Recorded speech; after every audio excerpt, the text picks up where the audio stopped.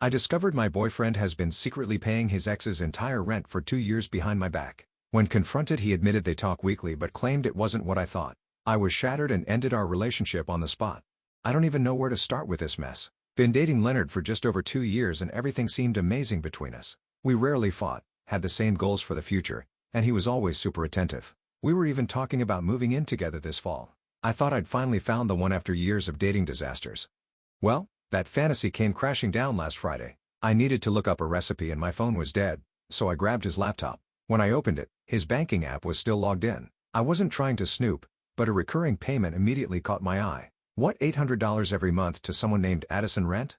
What, $800 every month to someone he had never mentioned? When Leonard got out of the shower, I asked him straight up who Addison was. The look on his face said everything. He got all quiet and weird, then asked why I wanted to know. I told him I saw the payment on his banking app. He sat down and admitted Addison is his ex-girlfriend from before we met. Apparently, he's been paying her entire rent for years, including our entire relationship. He swore they weren't romantically involved anymore but were still close friends, and she needed financial support. I asked how often they talked. His answer? Almost daily. Daily contact with his ex for 2 years that he never once mentioned to me. When I asked if he ever planned to tell me about this arrangement, he had the nerve to say he didn't think it was relevant to our relationship since it was just financial support for a friend. Just financial support? That's over $43,000 he's given her during our relationship? The worst part? He'd sometimes claim he was tight on money when we discussed future plans or vacations. We even split the bill on dates half the time because he said it was more equal that way. Meanwhile, he was sending his ex nearly $2,000 monthly. I felt like such an idiot. I told him to get out of my apartment immediately. He kept trying to explain, saying I was overreacting and that there was context. I didn't understand. I didn't care what the context was. Hiding a relationship with an ex for 2 years while financially supporting her was all I needed to know. After he left, my phone blew up with texts from him. Dozens of messages about how I misunderstood everything. How he should have told me sooner. How it wasn't what it looked like. I blocked his number that night. The next day, this man had the audacity to show up at my workplace with flowers. I refused to talk to him and told him to leave or I'd call security. My coworkers were all staring, but I didn't care. He finally left when my manager stepped in. That night, he texted me with some long explanation that I deleted without reading. Then, he started contacting my friends, trying to get them to convince me to talk to him. Thankfully, they all told him to back off. For the next week, I just focused on processing everything. I went through our relationship in my head, looking for signs I might have missed. There were definitely times when he was weirdly protective of his phone or would step out to take calls. I brushed these off because I trusted him. What an idiot I was. I talked to my closest friends who all agreed I'd made the right call, ending things immediately. My friend Samantha even said she'd always thought Leonard seemed too perfect and wondered if something was off. Great observation after the fact, Sam. The only person who didn't immediately take my side was my sister Holly. When I told her what happened, she hesitated and asked if I was sure I had the whole story. She suggested that maybe there was a legitimate reason for the arrangement that I hadn't given Leonard a chance to explain. I reminded her that regardless of the reason, he'd hidden this major financial and emotional commitment from me for 2 years. That was unforgivable. But after 3 weeks of no contact, Holly's words kept coming back to me. What if there was more to the story? Not that it would change my decision to break up with him, but maybe it would help me understand how I'd been so completely fooled. I unblocked Leonard's number and immediately received several new messages from him. The most recent one simply asked if we could meet in person so he could explain everything. He said he had documentation that would make things clearer. Documentation? What kind of explanation needs documentation? Against my better judgment, I agreed to meet him tomorrow at a coffee shop near my apartment. I made it clear this wasn't about reconciliation. I just wanted closure. Now I'm sitting here wondering if I'm making a huge mistake even giving him the chance to explain. Part of me wants to cancel, but another part needs to know the full truth. At minimum, I want to understand how someone I thought I knew so well could lead such a double life. So, Reddit, am I being stupid for agreeing to meet with him? Should I just move on without closure? Has anyone been in a similar situation where there actually was a legitimate explanation for something like this? Also, should I ask for his ex's contact info so I can hear her side of the story? I'm not even sure if she knows about me. I'll update after our meeting tomorrow. Thanks in advance for any advice. First update. First of all, thank you to everyone who commented on my original post. I read every single comment and really appreciated all the support and advice. A lot of you predicted this would be some kind of crazy situation, and, well, you weren't wrong. I met with Leonard yesterday as planned. Holly came with me and sat at a nearby table like many of you suggested. I was a nervous wreck all morning. Couldn't eat, couldn't focus on anything. When I got to the coffee shop, Leonard was already there waiting. I sat down and told him he had 30 minutes to explain himself. No interruptions from me, just one chance to tell me everything. He thanked me for coming and immediately pulled out a folder. A folder? Who brings a folder to a coffee shop conversation? He said he wanted to show me documentation so I would understand the full situation. The first thing he showed me was medical records for Addison. Apparently, she has multiple sclerosis that was diagnosed about 5 years ago. According to Leonard, her condition has gotten progressively worse over the last few years, making it difficult for her to work full-time. He started helping with her rent when her symptoms first made it hard for her to keep her job. I asked why he never mentioned this to me. Even if they were just friends now, helping someone with a chronic illness seems like something you'd tell your serious girlfriend about. His answer?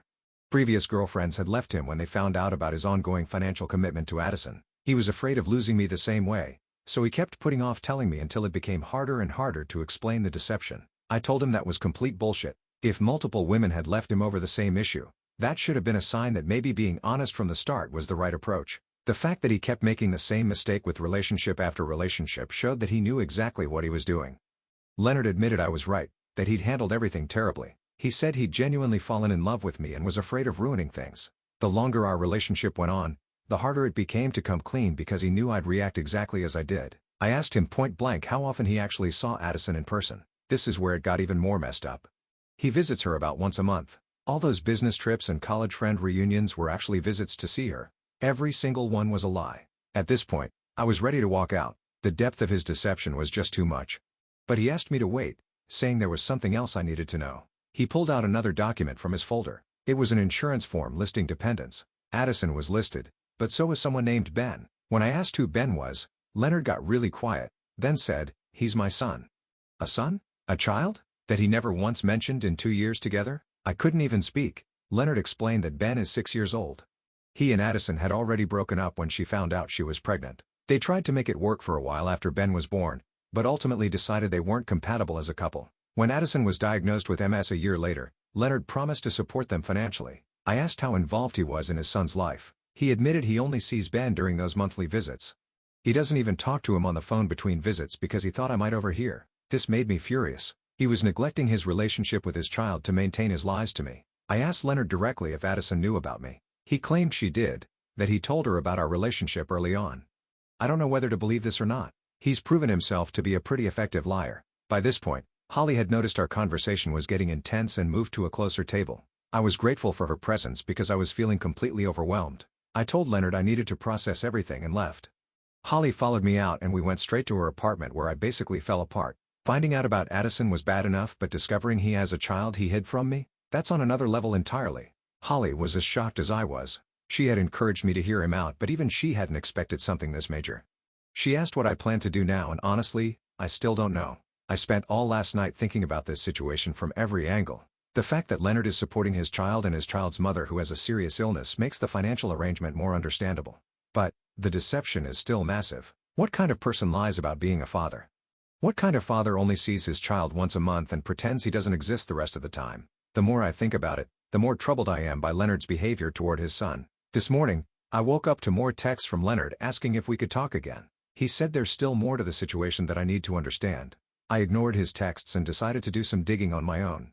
I searched for Addison on social media and found her on Instagram. Her account is public with lots of pictures of her and a little boy who looks exactly like Leonard. Seeing those photos made everything so much more real. As I scrolled through her posts, I noticed something strange. There were several photos of her with another man, someone named Edwin according to the captions. They looked very couple Y with captions like "Date night with my love" and "3 years with this amazing man." I kept scrolling and found posts where she tagged Edwin as Ben's bonus dad and talked about how much he helps with Ben's care and how blessed they are to have him in their lives. This makes no sense. If she has a serious boyfriend who's involved in Ben's life, why is Leonard still paying her entire rent? I called Holly to tell her what I'd found, and she immediately came over to look at the posts with me. We found one from about 8 months ago where Addison announced that she and Edwin had gotten engaged. Yet, Leonard never mentioned this and has continued paying her rent the entire time. Holly suggested that maybe Edwin doesn't make enough money to support them, especially with Addison's medical bills. But something doesn't add up. If Leonard is only seeing his son once a month and Addison has a fiancé who's actively involved in Ben's life, why is Leonard still supporting them so extensively? I'm starting to wonder if there's more to Leonard and Addison's relationship than he's admitting. Is it possible they're still involved romantically despite her engagement to Edwin? Or is Leonard being manipulated somehow? I'm tempted to reach out to Addison directly, but I'm not sure if that's crossing a line. She might not even know who I am if Leonard has been lying to her too. Holly thinks I should meet with Leonard one more time to confront him with what I found and get the full story. I agreed to meet Leonard tomorrow. I'm bringing printouts of Addison's social media posts to confront him with. I want to know exactly what his relationship is with Addison, why he's still fully supporting her financially when she has a fiancé, and most importantly, why he thought it was okay to hide his son from me for 2 years. I'll update again after I meet with Leonard tomorrow. Right now, I'm just trying to prepare myself for whatever new bombshell he might drop. Edit. So many comments already. Thanks for the support, everyone. To answer some common questions, yes, I verified that Addison's MS diagnosis is real based on the medical documents Leonard showed me. The dates and details seemed legitimate. Several people have suggested that Leonard might be hiding even more children or secret families. I honestly don't think that's the case. He genuinely seems devastated about our breakup. But then again, I clearly didn't know him as well as I thought. To those asking why I don't just walk away, I probably should, but I can't help wanting answers. This relationship was serious for me. We talked about marriage and children. Finding out he already has a child he hid from me is something I need to fully understand before I can move on. Many of you are suggesting Addison might be blackmailing Leonard or that their child might not actually be his. These are possibilities I hadn't considered, but I'm not jumping to conclusions yet. I want to hear what he has to say about the fiancé situation first. Yes, Holly will be with me again tomorrow as backup. We're meeting in the same public coffee shop. Edit 2. A few people have pointed out that I might be focusing too much on the financial aspect and not enough on the fact that Leonard abandoned his parental responsibilities. You're absolutely right. Whatever his arrangement with Addison, the fact that he was willing to minimize his relationship with his own child just to maintain our relationship is deeply disturbing. What kind of father does that? Edit 3. To the people suggesting I'm overreacting and should give Leonard another chance because he was just trying to protect his family, are you serious? He lied about having a child for 2 years while seriously dating someone he claimed to want a future with. That's not protecting anyone. That's selfish and manipulative. Second update. I'm back with another update, and somehow this situation keeps getting more complicated. So I met with Leonard yesterday as planned. Holly came with me again and sat at a table nearby. I brought printouts of Addison's Instagram posts showing her relationship with Edwin, ready to confront Leonard about why he's still financially supporting his ex when she clearly has a fiancé. When I arrived, Leonard already had his folder of evidence out again. Before I could even bring up what I'd found, he launched into more explanations about his arrangement with Addison. He said he wanted to clarify some things from our last conversation. I cut him off and put the Instagram printouts on the table. His face when he saw the pictures of Addison and Edwin together was complicated. He didn't look surprised exactly, more like resigned. I asked him point blank why he never mentioned that Addison has been in a serious relationship with another man for 3 years and is now engaged. If Edwin is playing bonus dad to Ben, why is Leonard still paying their entire rent? Leonard was quiet for a minute, then explained that Edwin isn't financially stable. Apparently, he's some kind of struggling musician who barely makes enough to support himself, let alone Addison and Ben. Leonard claimed he continues paying the rent because he wants Ben to have a stable home environment, especially with Addison's health issues. I asked why he couldn't just pay child support like a normal divorced parent instead of covering their entire housing cost. His answer was that traditional child support wouldn't be enough given Addison's medical needs and inability to work full-time. He said he and Addison had worked out this arrangement years ago, and Edwin knew about it when he got involved with her. This explanation made some logical sense but still didn't justify hiding everything from me. I told Leonard as much, and he agreed. He admitted that he'd handled everything terribly and that keeping his son a secret was inexcusable. Then he dropped another bombshell. The real reason he only sees Ben once a month isn't just because of our relationship. It's because Addison has limited his access to Ben. According to Leonard, when Addison first got sick, she became extremely protective of Ben and worried about Leonard taking him away from her if she became unable to care for him properly. She basically told Leonard she would only accept his financial help if he agreed to limited visitation on her term. Leonard was so worried about Addison and Ben's stability that he agreed. Over time, this arrangement became more entrenched. When Edwin entered the picture, Addison became even more restrictive about Leonard's involvement. Leonard showed me text messages from the past year where he repeatedly asked to see Ben more often or have him stay overnight, and Addison kept making excuses or outright refusing. I asked why he didn't fight for more access to his son through the courts. He said he was afraid that if he pushed back legally, Addison might completely cut him off from Ben or move away. He also worried that the stress of a custody battle would worsen her MS symptoms, so he kept paying the rent and accepting the minimal visitation to maintain peace. He pulled out a small notebook from his folder and handed it to me. It was filled with drawings, notes, and little stories. A journal he's been keeping of every interaction with Ben since he was born. Alongside the entries were photos of them together at various ages. Seeing this hit me hard. Leonard might have hidden Ben from me, but he clearly cares deeply about his son. The journal entries were heartbreaking, full of things Ben had said or done during their limited time together and Leonard's hopes for their future relationship. There were also notes about gifts he'd sent, phone calls they'd had when Addison allowed it, and milestones he'd missed. I asked Leonard why he showed me this. He said he wanted me to understand that while he made the terrible mistake of hiding Ben from me, he wasn't a father who abandoned his child. He was trying to navigate an impossible situation where maintaining financial support and limited access seemed better than risking no relationship at all. By this point, I was completely overwhelmed. I told Leonard I needed to step outside for some air. Holly noticed and followed me. We sat on a bench outside the coffee shop while I tried to make sense of everything. Holly pointed out something I hadn't considered. What if Leonard was being manipulated? The arrangement he described sounded potentially coercive. Addison essentially holding access to his child hostage in exchange for financial support. While that didn't excuse Leonard lying to me, it painted his situation in a different light. After talking with Holly, I went back inside. I told Leonard I needed to understand the full picture, which meant I wanted to speak with Addison directly. I half expected him to panic at this suggestion, but instead he seemed relieved. He said he'd been hoping I would want to talk to her as it might help me understand the complexity of the situation. He offered to set up a meeting, but I declined. If I was going to talk to Addison, I wanted to do it without Leonard's involvement. I asked for her phone number instead. Leonard hesitated, then gave it to me, saying he would text her to let her know I might contact her. I left the coffee shop feeling more confused than ever. Hiding a child from your serious partner for 2 years isn't something you just get over. When I got home, I debated whether to actually contact Addison. What would I even say? "Hi, I'm your ex's girlfriend who just found out about you and your son?" It felt incredibly awkward, but I needed to hear her side of the story. I finally worked up the courage and texted her that evening, introducing myself and asking if we could talk. To my surprise, she responded almost immediately, saying she'd been expecting to hear from me. We arranged to meet the following afternoon, today, at a different coffee shop closer to her neighborhood. I was a nervous wreck all morning. Holly offered to come with me again, but I decided this was something I needed to do alone. When I arrived at the coffee shop, I immediately recognized Addison from her photos. Thin, pale, but still beautiful. She was alone, thankfully. I wasn't ready to meet Ben or Edwin. Our conversation was intense.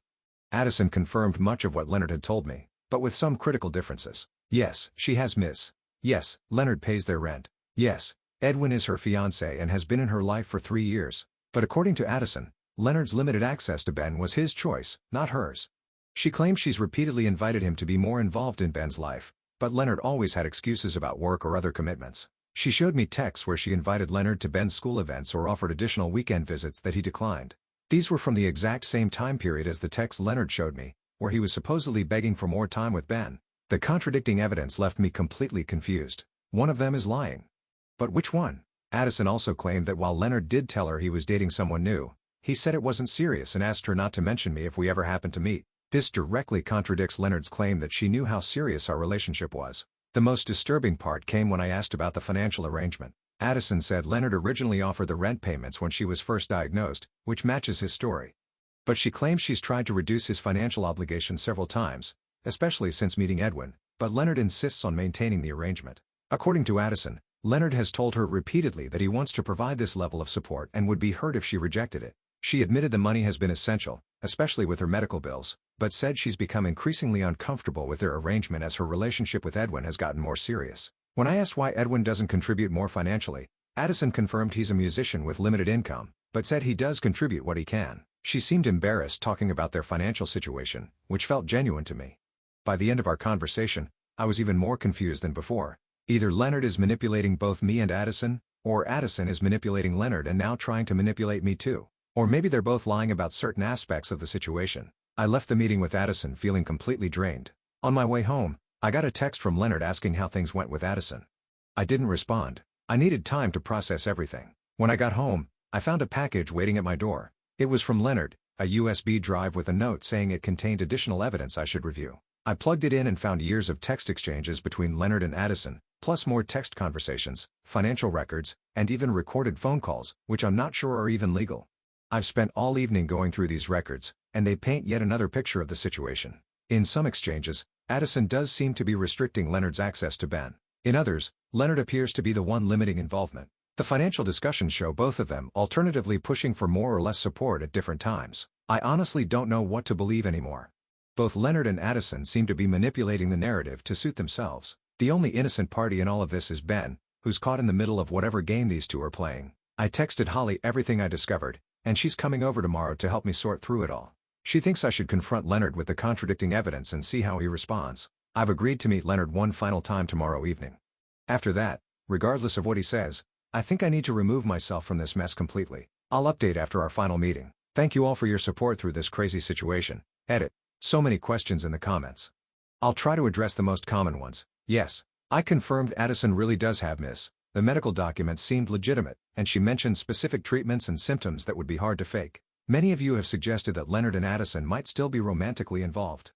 I considered this too, but after meeting Addison and seeing her with Edwin in photos and her obvious affection when talking about him, I don't think that's the case. Several people have suggested that Leonard might be Ben's sugar daddy rather than his actual father. I don't think that's the case. Ben looks exactly like Leonard, and both Leonard and Addison acknowledge the paternity. To those saying I should just walk away, you're probably right.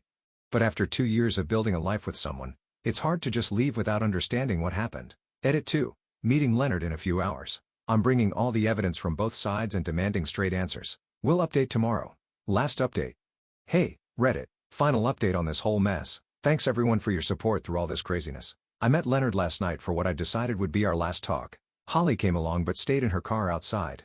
Wanted to do this myself but have someone nearby just in case. I brought all the evidence, Addison's texts, Leonard's texts, all their different stories, and that message where he straight up asked her to back up his story. When Leonard showed up, I put everything on the table and told him I wanted the full truth. No more BS or leaving stuff out. Told him this was his last chance to come clean. He sat there quiet for a while then finally admitted he hadn't been honest with me or Addison. So here's what was really going on. Leonard and Addison never really ended things properly after breaking up. All that money he was giving wasn't just to help Ben and his sick ex. It was his way of staying involved in their lives. By being their money source, he made sure Addison couldn't move on completely even with Edwin around. And Addison? She used Ben as a bargaining chip. Sometimes letting Leonard see him, sometimes not, to keep the money coming. They've both been playing each other for years, each using what the other cares about to get what they want. About those weird contradicting texts, Leonard admitted he sometimes turned down chances to see Ben on purpose so he could complain later about not getting access, making Addison look bad. Meanwhile, she'd invite him to stuff knowing he couldn't come because of plans with me, so she could act like she was trying while still keeping him away. When I asked why he hid all this from me, he said his exes always left when they found out and told him to get proper custody and stop the money situation. He didn't want to hear that again because this messed up arrangement gave him some kind of purpose he wasn't ready to give up. The worst part was about Ben. Leonard does love his kid, but he's been using him in this power game with Addison. Him barely seeing Ben wasn't just about hiding him from me. It was how things were long before I came along. He likes the idea of being Ben's dad more than actually doing the dad stuff. I told Leonard I'm completely done with their drama, suggested he get therapy for his issues with Addison and his approach to being a father, told him to get legal custody and support arrangements for Ben's sake. He started crying and begging for another chance, promising to fix everything. Too late though. Trust is gone and honestly I don't want any part of their mess. I deserve better than getting caught up in someone else's family drama. I texted Addison after to say I wouldn't contact her again, wished her luck with her health and engagement to Edwin, and hoped they'd find a better way to parent Ben. She just said thanks and sorry about everything. For those saying I should give him another chance because he was supporting his family, it wasn't that simple. The whole situation was just toxic and would have ruined any future we tried to build. To those asking if I'll check on Ben, no, don't think that's my place. Feel bad for the kid, but getting involved now would just add more drama to his already complicated life.